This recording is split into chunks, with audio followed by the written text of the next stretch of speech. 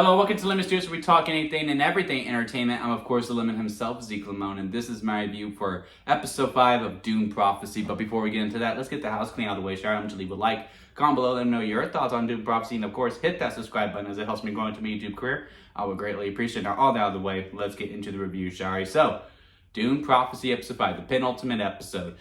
I said last week on episode 4 that, hey, wasn't one of my favorites. I think it was on the bottom tier of it, not the least favorite. And I liked everything that we did in it. It's just within the grand scheme of the show overall, I just have some problems with it. And the contrast from this episode to from last episode to this episode, I think is I think this tempo was a significant improvement as opposed to last week's episode, because my problems are pretty much the same as I had last week. I have some issues within the overall scope of the show, although we did get some good answers in this one. I cannot wait to see how it all gets resolved in the finale next week. It's that the tempo in this one, I did not have the urge to check my phone once. I did not have the urge to see how much time was left on the clock before the episode was over. I was just locked in and ready to go, and every single storyline to me was really, really hidden.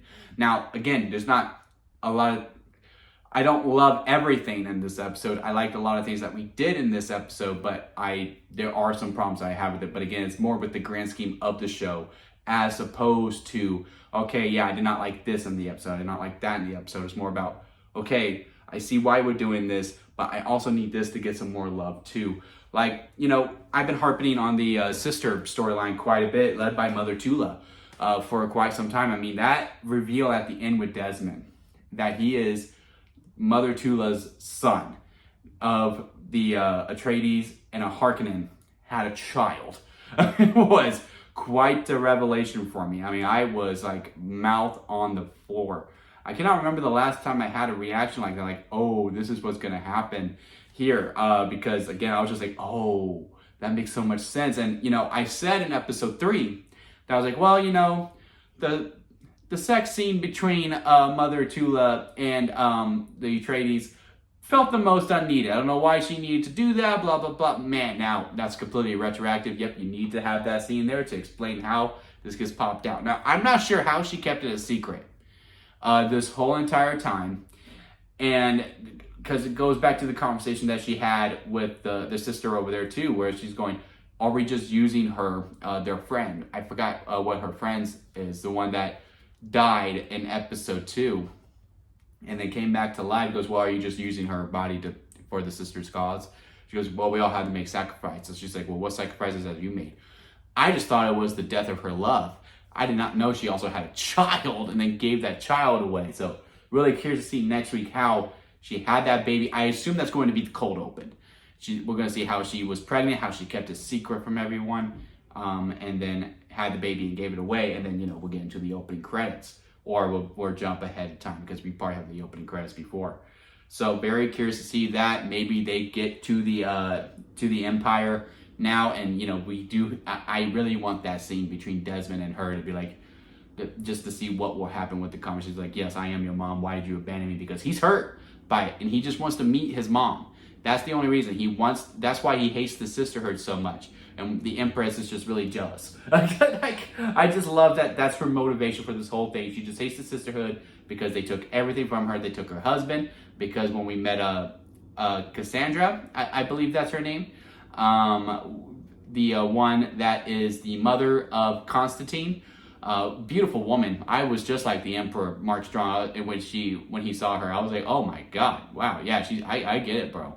I mean, hard eyes immediately as soon as he saw her. Took her took her husband, took her daughter, because her daughter saw the one that was giving all the advice to the Emperor as more of a mother figure than her own mom. And you know, when they had that scene in episode 1 when he's like, yeah, no, when I listened to you, we weren't in a good spot. And now when they got away, he started listening to her again. So she is willing to do whatever it takes in order to go through it. And now we have like all of these affairs going on. She's kissing Desmond, he's kissing her. It's just a really wild time over there. And then we have the Rebel storyline, and this is where my problems come into play. Because I have two. mainly. And again, it's with the overall scope of the show, as opposed to I don't like what we did here. Because for the most part, I do. I liked everything that we did. Again, I was locked in all the way through. But I just don't see why we're giving so much time to the Rebel storyline. Now, I would assume the Rebel storyline is done. In episode 6, we do finally focus on the princess. But it seems like every time like this princess is starting to get more momentum, and she's having more to do, we just start to strip her down every time. Because, correct me if I'm wrong, guys, please do, is that I'm under the impression that she's the prophecy. She's part of the title. She is Dune Prophecy. She is supposed to do something. Now, I get it. You know, what she was supposed to do was supposed to marry this young boy. And then the young boy died, so therefore she had to take a bit of a back seat. But obviously they're going to succeed, right? Because I assume at the end, the Emperor is going to die, the Empress is going to die, and Constantine's going to die too, since he chose his path once he ratted out the Atreides. And then the princess was like, oh, yeah, he speaks true. I'm going to team up with him, and we're going to take this empire down. They're going to get married, and then that also leads them to Dune somehow, blah, blah, blah. Here we go, bombs your uncle. I just wish she was much more involved in the show, because she just really feels more like a plot device in this. Now, that's a silly criticism to make, because, yeah, every character is a plot device in some way, shape, or form, but she really does feel more like backseat, as opposed to, I feel like she should be much more up front and center. And like this Rebel storyline, I just wish we used, because I get it, the Atreides is the rebel, so it needs to be a vocal point. And I like the scene that we did with the bomb. It was a really cool action set piece with him going through, taking down the spice and all that.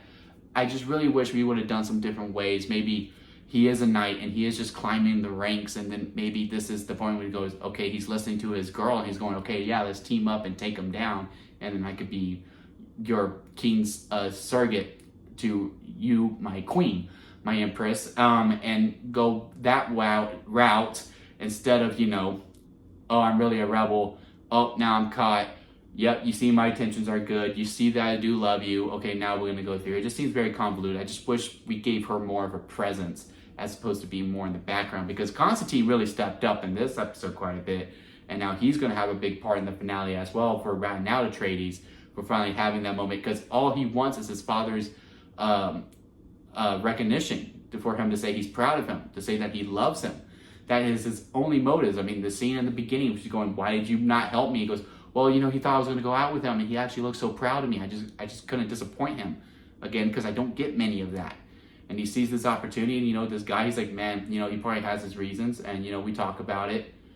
But nope, I'm getting my father's recognition one day. And then when they're at the table, and he's giving the whole toast, and he's going to give him this fleet, man, you can just see, like, oh, I'm getting it. I get the love. He has no regrets whatsoever. He looks at the princess, he's just like, yeah, well, it's whatever. So, I liked all that. I just need the princess to be much more than just, and, it's not her fault. It's just that that's all she's resorted to do now. It's just humming. And then, there's Mother Superior, and this other surrogate that she has, her right hand, where, she could shapeshift and we don't see it one time, which is fine. I assume we'll see it next week. That I thought this whole arc was going to be that she was going to have to learn to trust in her sisters and her other people around her and listen to the other voices so that she can be a good leader. But no, it's still her way or no way. And I'm just like, I'm supposed to be cheering for you, and I'm just not. Like, I'm respecting the battle that Desmond is going through, climbing the ranks, going brick by brick. It's some shady play, but you gotta respect the game.